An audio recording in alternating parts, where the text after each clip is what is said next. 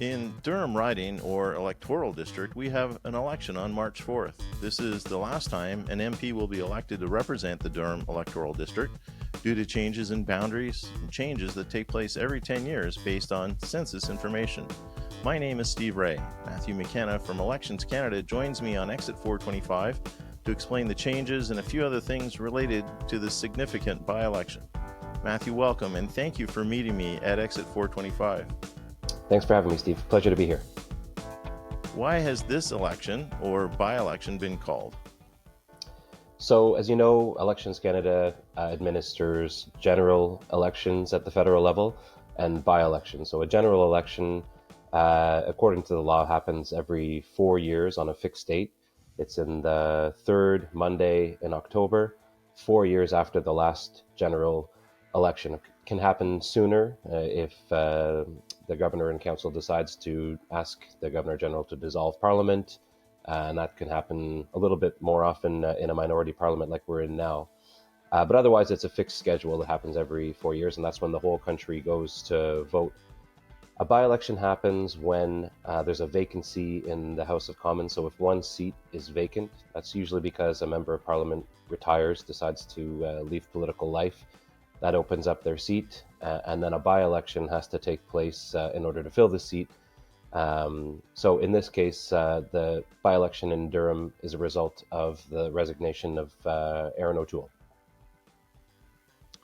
Are the boundaries for Durham Riding changing for this by-election? There are new boundaries coming, but not for this by-election.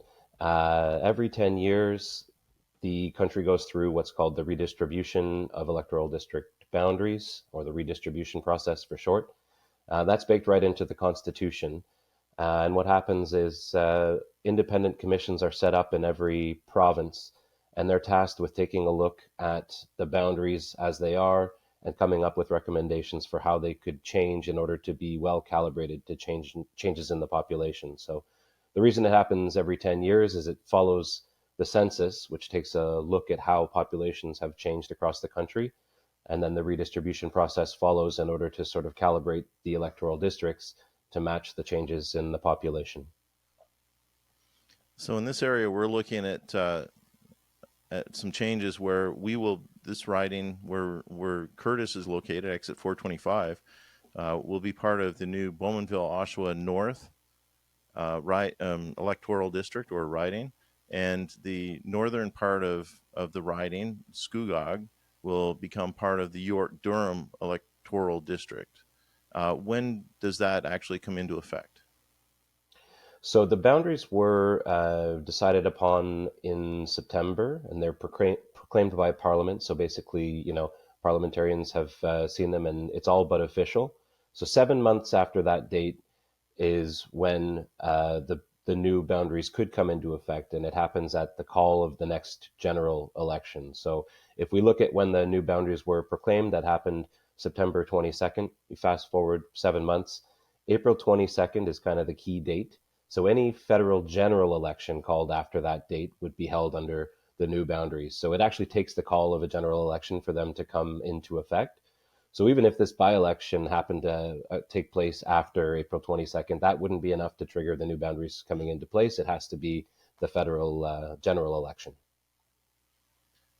But based on when Mr. O'Toole resigned and the seat was declared vacant, this by-election had to be called before January 30th. So, and then given the timeline for the by-election, really March 4th was about the only choice that there was. And so if the Prime Minister really wanted to or was forced into it, there still could be an election called shortly after the new boundaries take effect. Really, but I mean, it's not very desirable because of the cost and the confusion. So, yeah, and people often don't realize that Elections Canada really has no say in when the election takes place, and our mandate's just to be ready to deliver at any time. So we're sort of working with constant dates of updating our readiness level to be sure that no matter when the election is called, whether it's under the current boundaries or under the new set that's coming after April, that we're ready to go. So again, for this election, when is the deadline for candidates to register in order to run in this election? So election day, as you mentioned, is March 4th. The deadline for nomination for candidates is always 21 days before election day. So in this case, it's coming up next week, February 12th at 2 p.m. is the cutoff for candidates to put forward their names if they want to run in this by-election. Does Elections Canada do anything special to try to maximize engagement in an election, and perhaps for this by election, and something that might even be used for the next general election? So, as with any by election, we do whatever we can to make sure that people have the information that they need if they want to go and register and vote. So, as soon as the by election was called, there was a new section of the website that goes up, elections.ca. You go there, there's a big button on the homepage that'll take you to directly to content about the Durham by election, everything from where the local returning office is to the list of candidates that have registered so far, and that'll be updated again after February 12th. The different ways that you can vote, whether it's at advance polls or by special ballot, including voting by mail, or on election day itself.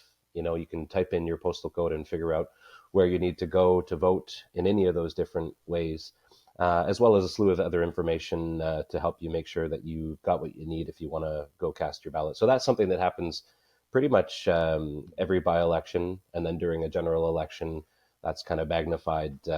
We do a whole sort of new face of the website in order to make sure that Canadians across the board can get the information that they need.